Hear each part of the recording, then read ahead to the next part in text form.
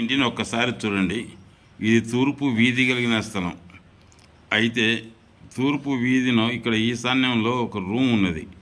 ఇక్కడ అరుగులుండే రూమ్ ఉన్నది. ఈ ఇంటికి ఇది సింహద్వారం. ఇట్లా అయితే వస్తూ ఆగ్నేయం తగ్గుతూ వచ్చి ఇక్కడ నిండా ఆగ్నేయం తగ్గి నైరుతి విరిగి ఇది ఈ ఇండ్లు ఈశాన్య బ్లాక్. ఇది ఉత్తరం తూర్పు వీధి గల స్థలం. అయితే ఈశాన్య బ్లాక్నకు ఇక్కడ ఈశాన్యం భ్రష్టు పట్టింది. భ్రష్టు పట్టి దానిపైన అరుగు పెట్టి అరుగు పైన రూమ్ కట్టినారు. ఇక్కడ అరుగులు ఉన్నాయి. ఇది కిచెను, హాలు, బెడ్రూమ్. ఇది మధ్య చూడండి, ఇదల్లా ఫస్ట్లోకి ఉంది. ఈ ఇండ్లు చూడండి, తూర్పు వీధి గల స్థలం. ఇది వాస్తు అభిమానులారా ఇక్కడ చూడండి, పక్కన పటంలో ఉన్న ఇండ్లు చూడండి. ఈ ఇండ్లు ఈశాన్య బ్లాక్. ఇది చాలా మహత్తరంగా రాణించాలి. కానీ ఇక్కడ ఈ స్థలానికి ఈశాన్యం మాత్రమే పెరిగి ఎత్తైన అరుగు ఉంది. దానిపైన ఈశాన్యంలో ఎత్తైన ఎత్తు మీద రూమ్ ఉంది.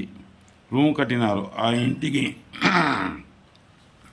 తూర్పున ఎత్తైన అరుగులు ఉండి నిండా తూర్పు హద్దు చేసి గృహాన్ని నిర్మించినారు. తూర్పు హద్దు చేసి మేడ నిర్మించినారు. ఆ మేడకు పశ్చిమాన వసారదించి నైరుతి పశ్చిమం ఖాళీ మేడ పైన వదిలినారు. తూర్పు ఈశాన్యం మేడ వేసి ఆగ్నేయం దక్షిణం ఖాళీ వదిలినారు.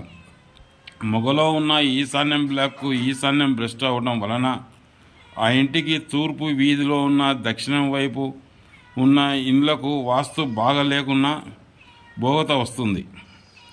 ఆగ్నేయం తగ్గి తూర్పు ఈశాన్యం మాత్రమే పెరిగి ఈశాన్యం మూతపడి ఈశాన్యం భ్రష్టు పడింది. దీని ప్రభావం పక్కన ఇండ్లకు లేక నైరుతిలో ఉన్న ఇండ్లకు అంశపట్టును.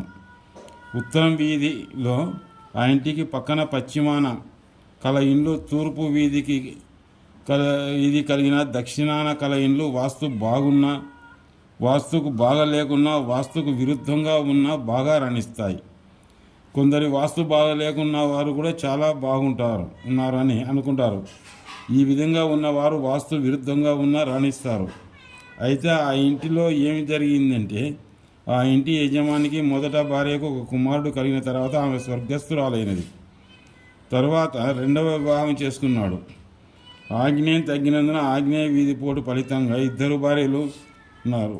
రెండవ భార్యకు 2 కుమారులు కలిగినారు. తర్వాత యజమాని చిన్న వయసులోనే స్వర్గస్థుడైనాడు. ఆయన మరణించే నాటికి ఆయనకు చాలా మంచి పేరు ఉంది. ఆ ఊరిలో 70 ఎకరాల పొలం ఉంది. పెద్ద పేరున్న రైతు. అయితే ఆయనకు కుమారునకు వివిధ కారణాల వలన వారు ఖర్చు చేసి ఆస్తిని ఇల్లును మొత్తం అమ్మివేసి ఊరు వదిలి వెళ్ళిపోయినారు. ఆ ఇంటిని వాస్తు బాగున్నను సంపాదించుకున్న వారు లేరు.